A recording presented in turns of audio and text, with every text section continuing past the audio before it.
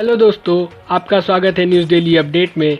आज के इस टॉपिक के बारे में जानने से पहले अगर आप हमारे इस चैनल पर नए हैं तो सब्सक्राइब के बटन को दबाकर बेल का नोटिफिकेशन ऑन कर लीजिए, क्योंकि आपको हमारे इस चैनल पर डिफेंस से रिलेटेड इन्फॉर्मेशन देखने को मिलती है और मिलती रहेगी।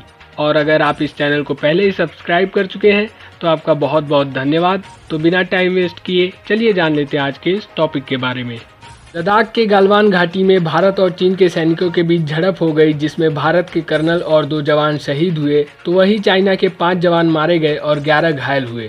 सोमवार की रात लद्दाख के गलवान घाटी में भारत और चीन के सैनिकों के बीच विवाद शुरू हुआ था, जिसने थोड़ी ही देर में हिंसक रूप ले लिया। इस विवाद में भारत के 2 जवान और कर्नल शहीद हुए। भारत की ओर से किए गए जवाबी कार्यवाही में चीन के 5 सैनिक मारे गए और 11 बुरी तरह से घायल हो गए।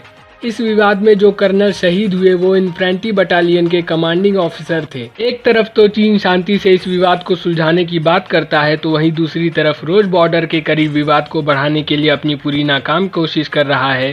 चीन एक ऐसा देश है जो कि सामने से तो कुछ और कहता है, लेकिन पीठ के पीछे अपनी बेईमानी करने से बाज नहीं आता। हाथी के दांत खाने के अलग और दिखाने के अलग होते हैं, ये कहावत तो मानो चीन के लिए ही बनाई गई हो। भारत और चीन की सीमा पर 45 साल यानी 1975 के बाद दोबारा ऐसे हालात पैदा हो रहे हैं। इस विवाद के बाद चीन ने खुद मीटिंग की मांग की, जिसके बाद दोनों देशों की सेनाओं के मेजर जनरल के बीच मीटिंग हुई। मीटिंग के बाद भी चीन ने अपने धमकी भरे अंदाज में कहा कि भारतीय सैनिकों ने सोमवार को 2 बार गलवान घाटी में घुसपैठ की। चाइना के विदेश मंत्री ने कहा कि भारत अब ऐसी कोई भी हरकत ना करे जिससे कि सीमा पर हालत बिगड़ जाए।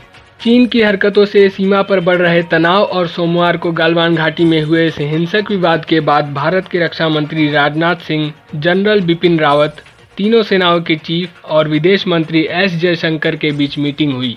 जम्मू कश्मीर में शोपियां जिले के तुर्कवंगम इलाके में सिक्योरिटी फोर्सेस ने 3 आतंकवादियों को मार गिराया। इनमें कामरान नामक आतंकवादी भी शामिल था।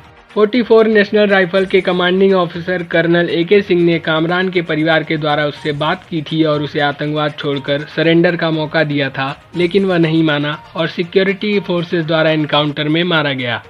सिक्योरिटी फोर्सेस को आतंकवादियों के छिपे होने के इनपुट मिलने के बाद सुरक्षा बलों ने ऑपरेशन शुरू कर दिया। मौके पर पहुंचते ही आतंकवादियों ने फायरिंग शुरू कर दी। सिक्योरिटी फोर्सेस ने जवाबी कार्यवाही की, जिसमें 3 आतंकवादी मारे गए। सिक्योरिटी फोर्सेस ने वहां से 2 AK-47 समेत 3 राइफल बरामद किए। सुरक्षा बलों ने जम्मू कश्मीर में पिछले महीने से ही सर्च ऑपरेशन शुरू किया हुआ है। सिक्योरिटी फोर्सेस द्वारा किए गए सर्च ऑपरेशन में इस महीने करीब 28 आतंकवादी मारे जा चुके हैं और सर्च ऑपरेशन अभी भी जारी है। नमस्कार, मैं हूं समीर, आप देख रहे हैं न्यूज़ डेली अपडेट। आपको ये वीडियो कैसी लगी हमें कमेंट के माध्यम से ज़रूर बताएं।